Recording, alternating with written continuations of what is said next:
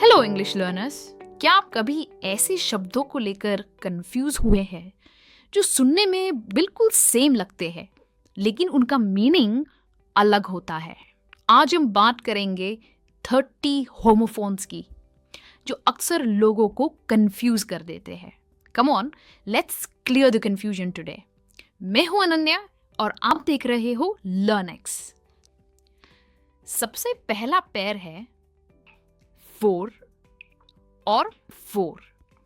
अब ये दोनों वर्ड्स की प्रोनाउंसिएशन सेम है। इनकी प्रोनाउंसिएशन है 4।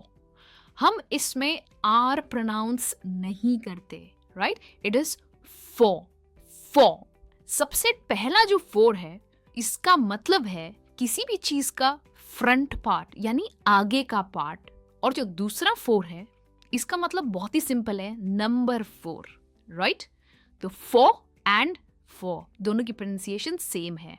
चलिए कुछ एग्जांपल्स देखते हैं। The four part of the ship was damaged. Ship के आगे का जो पार्ट है वो डैमेज हो गया था। I have 4 apples in my bag.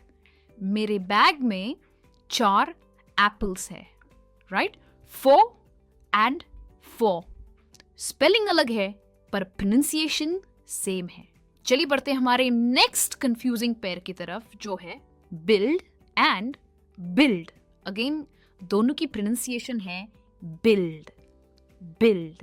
पहले वाली बिल्ड का मतलब है टू चार्ज मनी, यानी किसी भी चीज के लिए चार्ज करना। और सेकेंड वाली बिल्ड का मतलब है टू कंस्ट्रक्ट, यानी कुछ बनाना। देखिए, वर्ड्स सुनाई तो सेम देते हैं पर इनके मतलब अलग है। चलिए एग्जाम्पल्स देखते हैं।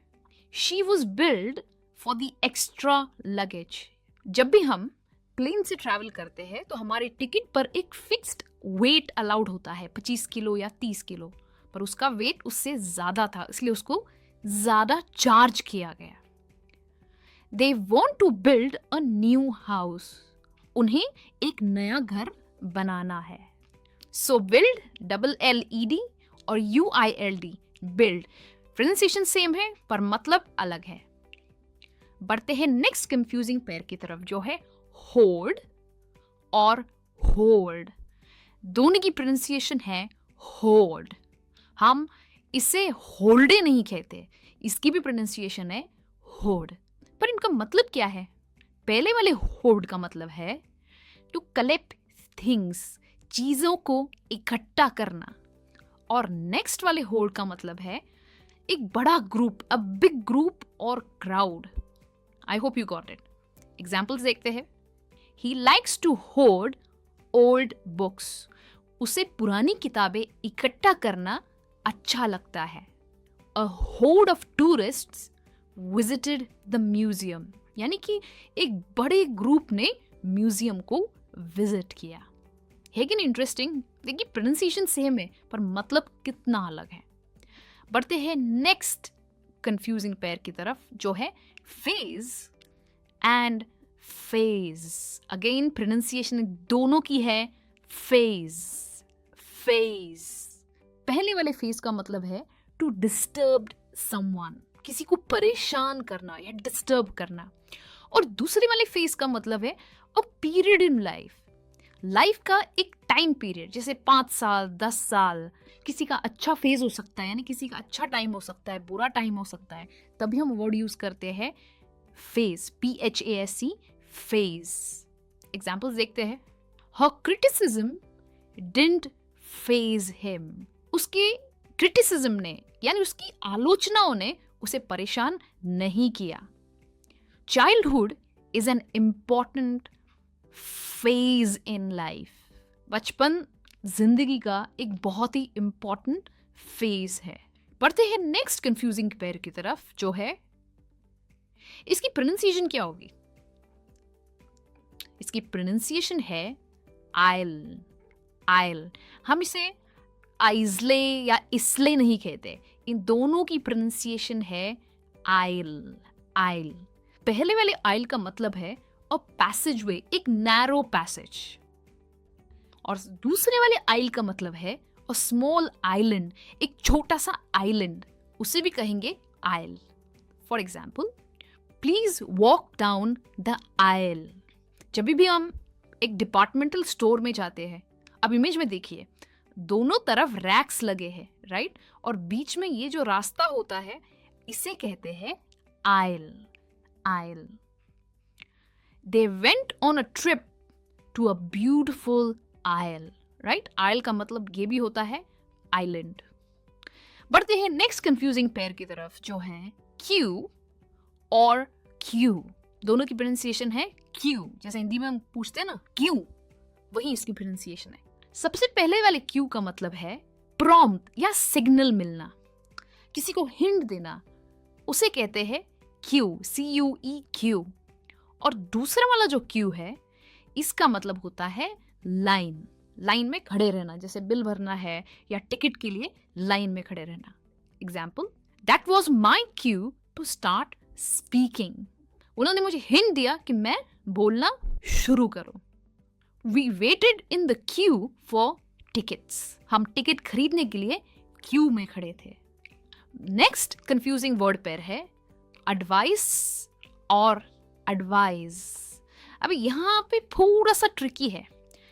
सबसे पहले वाले एडवाइस में C है और नेक्स्ट वाले में S है। क्या दोनों की प्रोनाउंसिएशन सेम है? एडवाइस? पहले वाले एडवाइस की प्रोनाउंसिएशन है एडवाइस, हम इसमें S यूज करते हैं। और जो सेकंड वाला है उसमें आता है Z sound, advise and not advice. Advice का मतलब है अ रिकमेंडेशन या सलाह, सजेशन। और advise with the Z pronunciation, इसका मतलब है टू ऑफर अ सजेशन, यानी सजेशन देना। ये एक वर्ब है और ये एक नाउन है। क्लियर? चलिए एग्जाम्पल्स देखते हैं।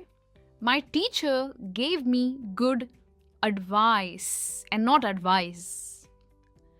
आई advise you to study regularly. यहां पर आप सलाह दे रहे हो किसी को रेगुलरली पढ़ने के लिए।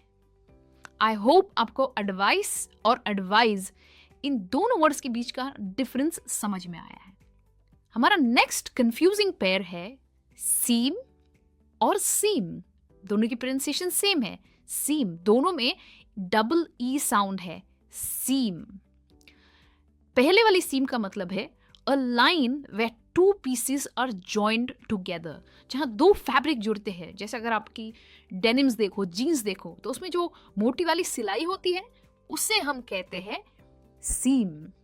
और नेक्स्ट वाला सीम है अपीयरेंस, लगना, अपीयर होना, उसे कहेंगे सीम। एग्जाम्पल्स देखते हैं। There is a double seam on the shirt. तो ये जो मोटी वाली सिलाई है इसे कहेंगे seam. You seem happy today, यानी कि तुम खुश लग रहे हो। I hope you got the difference. बढ़ते हैं नेक्स्ट कंफ्यूजिंग पेयर की तरफ, जो है रेज एंड रेज। अगेन दोनों की प्रोनाउंसिएशन बिल्कुल सेम है, रेज। पहले वाले रेज का मतलब है टू डिस्ट्रॉय, ध्वस्त करना। और नेक्स्ट वाले रेज का मतलब है टू लिफ्ट, यानी ऊपर ले जाना। For example, the old building was razed to the ground, यानी पुरानी बिल्डिंग को डिस्ट्रॉय किया गया, गिराया गया। Please raise your hand if you have a question. I am sure class में टीचर ही जरूर कहती है, यानी अपना हाथ ऊपर उठाना। हमारा नेक्स्ट कंफ्यूजिंग पेयर है रंग एंड रंग। अगेन दोनों की प्रोनाउंसिएशन सेम है, रंग। मेरे साथ बोलिए, रंग। पहले वाले रंग का मतलब है a step on a ladder. सीढ़ी होती है ना, उसकी जो स्टेप्स होती है उससे कहते हैं रंग। और नेक्स्ट वाले रंग का मतलब है निचोड़ना, टू ट्विस्ट समथिंग। जैसे हम कोई कपड़ा निचोड़ते हैं उसे कहते हैं रंग। ये रिंग का पास्ट है, रंग।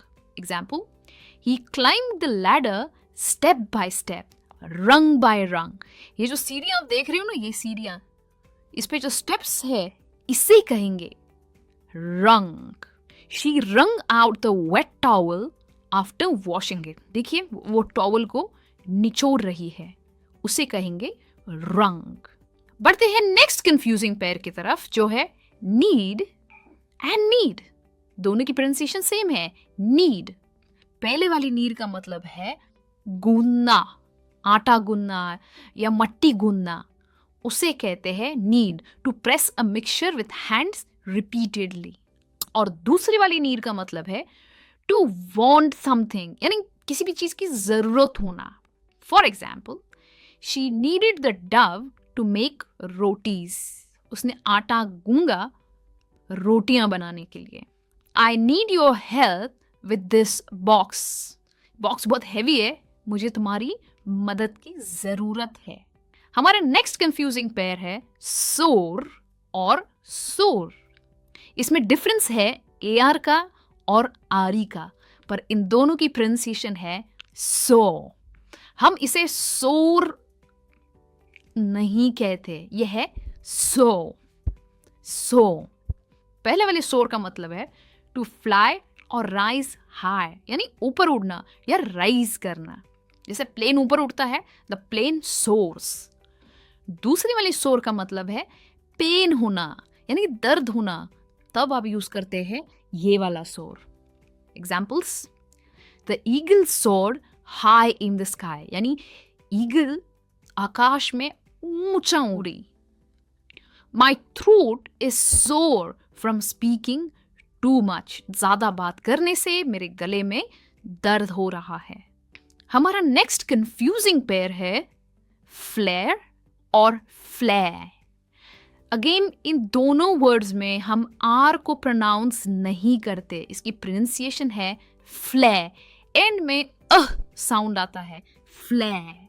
पहले वाले फ्लैर का मतलब है किसी का नेचुरल टैलेंट या अद्भुत कला या शैली। और दूसरे वाले फ्लेयर का मतलब है अ बर्स्ट ऑफ लाइट, यानी आग की चमक, उसे कहेंगे flair. Example, she has a flair for painting. उसके अंदर पेंटिंग की एक अद्भुत कला है। The match flared up instantly. जैसे मैंने माचिस की तीली जलाई, आग चमक उठी। आगे बढ़ते और देखते हमारा नेक्स्ट कंफ्यूजिंग पेयर, जो है पॉ और पॉ। अगेन हम इसमें R प्रोनाउंस नहीं करते, इसकी प्रोनाउंसिएशन है पॉ। पहले वाले पॉ का मतलब है टू डिस्पेंस लिक्विड, यानी लिक्विड डालना। जैसे ग्लास में पानी डालना, तब आप यूज करोगे पॉ। और सेकंड वाले पॉ का मतलब है टू केयरफुली स्टडी, गहराई से पढ़ना, तभी भी आप यूज करोगे पो, बट ORE वाला pore. Example, can you pour me a glass of water? क्या तुम ग्लास में पानी डाल सकते हो? She poured over the book all night. उसने रात भर गहराई से पढ़ा। She poured the book.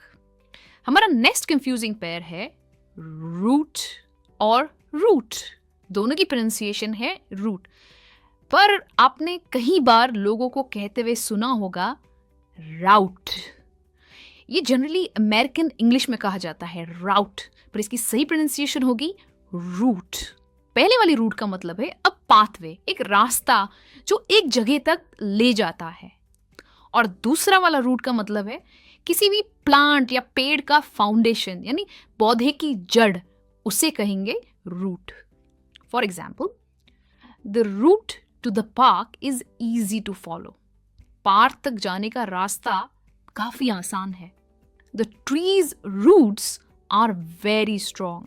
पेड़ की जड़ें बहुत ही मजबूत है। तो ये था हमारा आज का लास्ट कंफ्यूजिंग पेयर। आज हमने कुल मिलाकर 30 वर्ड सीखे हैं जो अक्सर हमें कंफ्यूज करते हैं। अगर आपको ये लेसन अच्छा लगा है तो मुझे कमेंट्स में लिखकर जरूर बताना, और ये भी बताना कि कौन सा वर्ड पेयर आपको सबसे ज्यादा कंफ्यूज करता है। मैं आपसे मिलूंगी अगले लेसन में। तब तक as usual keep learning and keep practising English. Bye for now.